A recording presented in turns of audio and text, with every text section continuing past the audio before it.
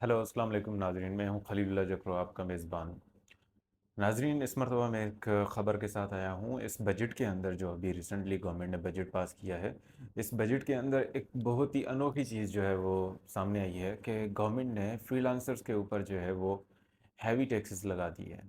Government ने जो है 30% टैक्स इम्प्लीमेंट किया है फ्रीलांसर्स के ऊपर। आप मुझे बताएं कि एक गवर्नमेंट जो फ्रीलांसर्स को, आईटी सेक्टर को इतने हैवी टैक्स लगाकर जो है प्रमोट करने के बजाय जो है उसकी हौसला शिकनी कर रही है, वो गवर्नमेंट जो है बाकी सेक्टर्स के अंदर जो है वो आप सोच सकते हैं कि वो क्या कर सकती है।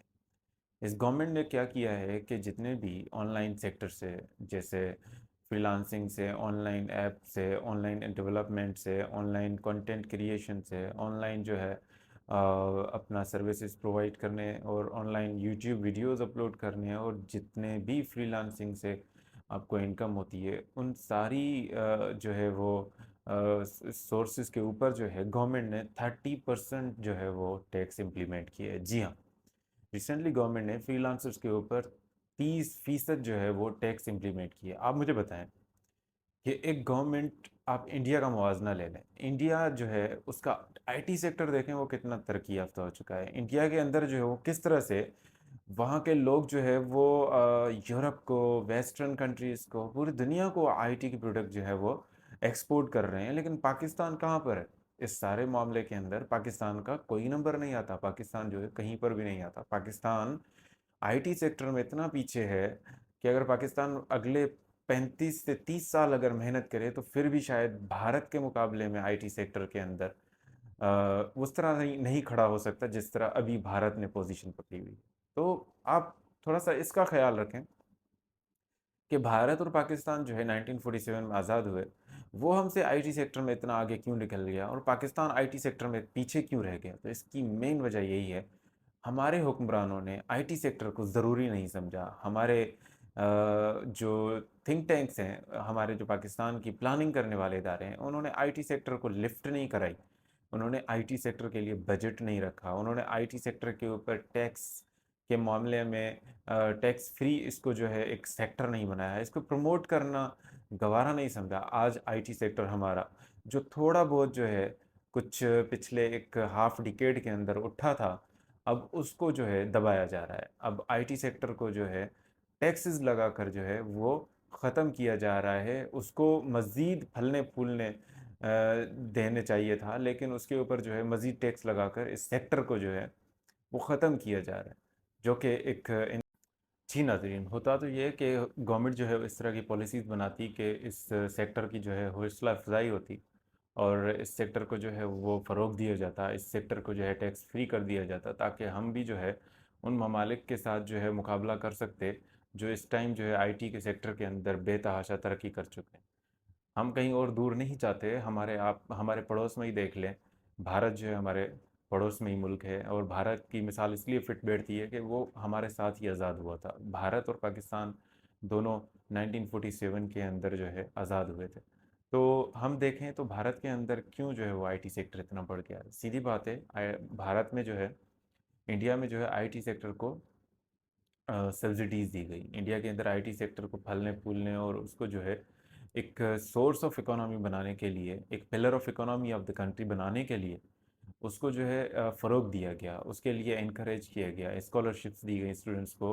और जो आईटी सेक्टर के अंदर कोई भी अगर कंपनी बनाता था, या जो है आईटी सेक्टर के अंदर कोई भी अगर काम करना चाहता था, तो उसको जो है सहूलियात दी गई। लेकिन हमारे मुल्क के अंदर देखा जाए तो अब मुझे तो ये पॉलिसी लगती है गवर्नमेंट की, ये टैक्स ज़्यादा लगाकर, कि गवर्नमेंट चाहती है कि हम लोग जो है बीइंग यूट्यूबर्स जो हैं वो अपना जो है कंटेंट क्रिएट करने से बाज रहे हैं। हम जो है ये जो चैनल्स पे हम आकर जो है वो सच बोलना शुरू कर देते हैं, या फिर जो है रियल कंटेंट दिखाना शुरू कर देते हैं, रियलिटी शो करते हैं, और एक पॉजिटिव तनकीद करते हैं हुक्मरानों के ऊपर। हुक्मरानों की जो है वो हम जब जो है वो ऑनलाइन आकर जो है हम इस तरह का कंटेंट क्रिएट करते हैं, हुक्मरानों के ऊपर जो है पॉजिटिव तनकीद करते हैं, हुक्मरानों के ख़िलाफ़ जो है वो एक इस तरह की तनकीद करते हैं कि वो अपनी परफॉर्मेंस बेहतर करें और पाकिस्तान के लिए, पाकिस्तान की बेहतरी के लिए काम करें। तो अगर इस तरह के कंटेंट दिखाने पर और अगर इस तरह के अगर हम देखें एंकर्स जो इस तरह से जो है यूट्यूब के ऊपर एक रियल कंटेंट बना रहे हैं, जो ऐसा कंटेंट बना रहे हैं जिसको जो है लोग पसंद कर रहे हैं, उनको एप्रिशिएट करने के बजाय उनके ऊपर मैं समझता हूँ कि एक एक उनके ऊपर जो है पाबंदी लगाने के मुतरदफ़ है ये जो अभी जो है गवर्नमेंट ने एक 30% जो है वो टैक्स लगाया। 30% टैक्स जो है फ्रीलांसर्स के ऊपर किसी भी तरह से बनता ही नहीं है। फ्रीलांसर्स को, ऑनलाइन कंटेंट क्रिएटर्स को, ऑनलाइन जो है काम करने वालों को, आईटी सेक्टर को फ़रोग देने के लिए इसके ऊपर तो कुछ भी टैक्स नहीं लगाना चाहिए। इसके ऊपर तो और इनकरेज करना चाहिए कि जो भी ऑनलाइन काम करेगा, जो भी आईटी सेक्टर से रिलेटेड कोई भी परफॉर्मेंस देगा या कोई भी काम करेगा, कोई भी सर्विसेज देगा, तो उसके ऊपर कोई टैक्स नहीं होगा, ताकि हमारे जो नौजवान हैं, हमारे जो लोग हैं यहाँ पर, जो एजुकेटेड लोग हैं, वो इस जो है सूरत हाल के अंदर जो है वो पता नहीं किस किस तरह की एक्टिविटीज़ में इन्वॉल्व हो जाते हैं वो वहाँ। जी नाजरीन, हुकूमत को चाहिए था कि वो इस तरह की पॉलिसीज़ बनाती कि इसको आईटी सेक्टर को फ़रोग मिले। मैं इस हवाले से बात कर रहा था बजट 2022 के अंदर जो है 2022 के अभी रिसेंटली नवाज़ और शहबाज हुकूमत और एक पीडीएम गवर्नमेंट है, इसने जो बजट पास किया, इस बजट के अंदर जो है ऑनलाइन सेक्टर को डिप्रिशिएट किया गया। ऑनलाइन सेक्टर यानी कि फ्रीलांसर्स को जो है इस बजट के अंदर कुछ नहीं दिया गया। फ्रीलांसर्स को देने के बजाय उनसे लिया गया है।